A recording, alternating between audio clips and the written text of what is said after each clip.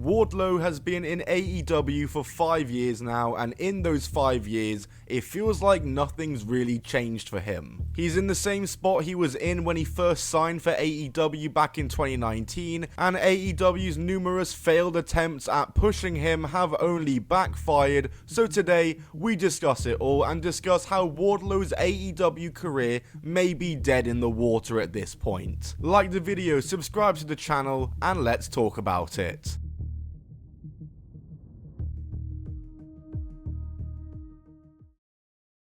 On the 2019 AEW All Out pay-per-view, a vignette aired teasing the debut of new AEW signing Wardlow. Before AEW, Wardlow had wrestled on the indies, with his career starting in 2014, and AEW was his big break. Wardlow would make his AEW debut on the November 13th episode of AEW Dynamite, making a big statement by attacking Cody Rhodes. And this attack was done because Wardlow was now aligned with MJF, who was Cody's ex-friend and who Cody was currently feuding with. He became MJF's bodyguard and would accompany him to his matches, and it wouldn't be until February 2020 when he would finally get in an AEW ring himself, and he would make his AEW debut though, as he faced Cody Rhodes in a steel cage match on Dynamite, where if Cody won, he would get to challenge MJF at Revolution. And Cody would win this match in an amazing match to earn that opportunity at MJF, and it was a great debut match for Wardlow. MJF would beat Cody Rhodes at Revolution to end the feud, and himself and Wardlow would move on to other things. He would spend the rest of the year squashing guys and being a body in tournaments and battle royals, but for a first year in AEW, it was a decent one. Going into 2021, MJF and Wardlow found themselves in a storyline with Chris Jericho's Inner Circle stable, which saw them temporarily join the group.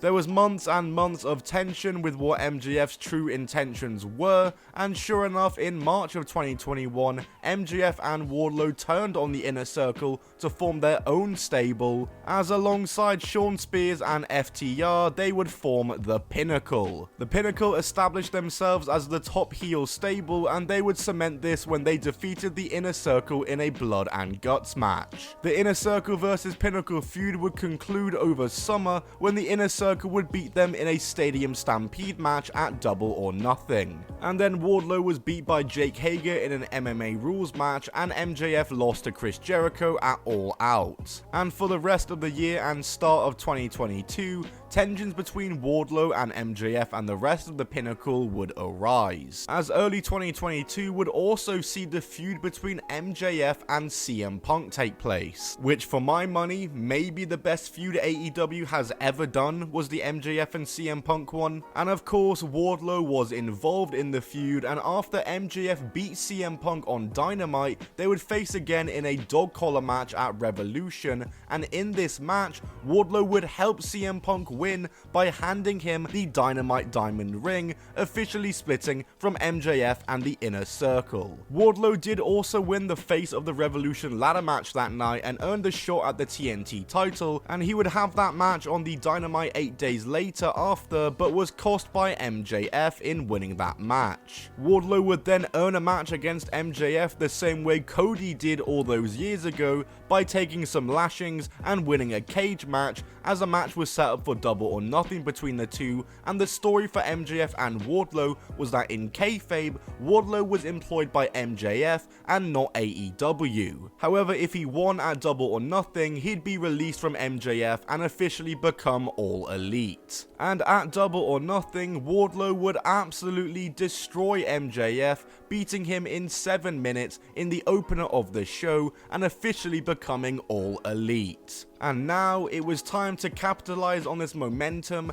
and Wardlow was surely in line for a big AEW push. And this push would seemingly begin when on the July 6th AEW Dynamite episode, Wardlow would defeat Scorpio Sky to win the TNT Championship, his first title win in AEW. Wardlow's TNT title reign would start off well as he defended against the likes of Orange Cassidy and Jay Lethal, but after this, all his title defenses were either meaningless squash matches or just random matches with no build against random lower card opponents who obviously weren't gonna win. Wardlow's first TNT title reign would last all the way until Full Gear, ironically his only pay-per-view title defense, where he lost the belt to Samoa Joe in a three-way match also involving Powerhouse Hobbs. Wardlow's reign lasted 136 days, where not really much happened and not really much was achieved in order to elevate Wardlow, and the title was more or less just a prop,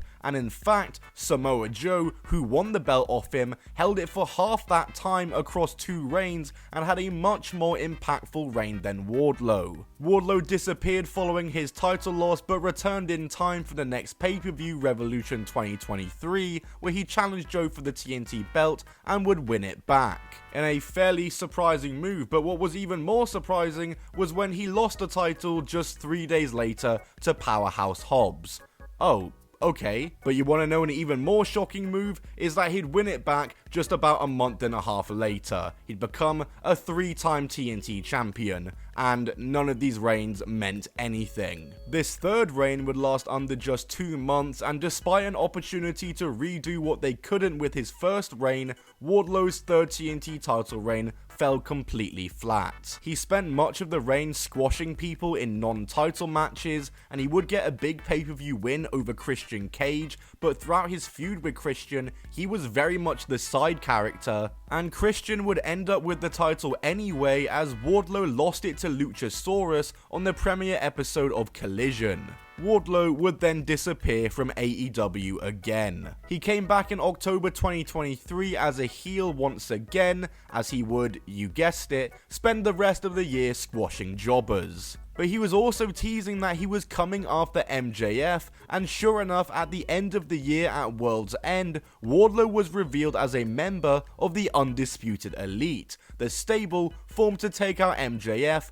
also involving Adam Cole, Roderick Strong, and the Kingdom. So 4 years after the Pinnacle, Wardlow was in the exact same spot, as the muscle in a heel stable. The Undisputed Elite would outline their goals, as Wardlow's goal was to win the world title just to hand it to Adam Cole for some reason. And he'd get one step closer to this goal as he won the All-Star Gauntlet at Revolution 2024 to earn a world title shot, and he'd challenge old foe Samoa Joe for his world title on the March 13th Big Business Dynamite. And he would obviously lose this match and Samoa Joe would retain, and he's not wrestled on AEW TV since. He appeared on TV for about a month after, as there was teases of Wardlow leaving the Undisputed Elite group, but in April, he was unfortunately in a car accident, which in his own words left him a little banged up, and since then, he's not been seen on AEW at all, and has disappeared from TV. Whether he's injured, taking time off, or AEW have removed him themselves, all remains to be known, but what is known is that Wardlow's AEW run has been a bust, and no progress has been made with his booking. He is completely stagnant and stuck in the water, and seemingly AEW has no idea what to do with him. Like I said, it's been 5 years and he's in the same spot he was in back in 2020. His TNT title reigns did nothing for him, as the belt was simply just a prop, and his matches defending the belt had no heat, no story, and were just purposeless. Wardlow was not elevated from these reigns, and if anything, they just hurt his career more. I feel like AEW had intentions to push him at one point, but following the roster just getting more stacked and stacked with more signings and shiny toys, Wardlow has simply got lost in the shuffle and just isn't near the top of the pecking order anymore. They clearly didn't have a plan for him post MJF and thought throwing him the TNT title was enough, but like I said, those reigns did nothing, and clearly there was no plan for them either. Overall, Wardlow has been a fumble in AEW, and I don't see him ever hitting the heights that many thought he could be able to at some point, and I can't see him ever reaching the level of overness that he was on when he beat MJF. He's really just stuck forever in faction limbo and doing pointless squash matches. I'm really not sure what happens with him when he returns to AEW. They'll probably finish the angle with him and the Undisputed Elite, maybe he leaves the group, but then what? What does he do then? Unfortunately, I think the time has passed for Wardlow. There was a period where AEW could have capitalized on his momentum, but they just failed to do so, and I think the ship has sailed now. And it's just too little too late to try and salvage his AEW career. If anything, I could see him ending up in the WWE in the next couple of years, or whenever his AEW contract expires. Anyway guys, that's it from me. Like this video if you did enjoy it, and subscribe for more wrestling content on the channel. Comment down below what your thoughts on Wardlow in AEW is, and I'll see you all in the next video. Goodbye, and keep on rolling.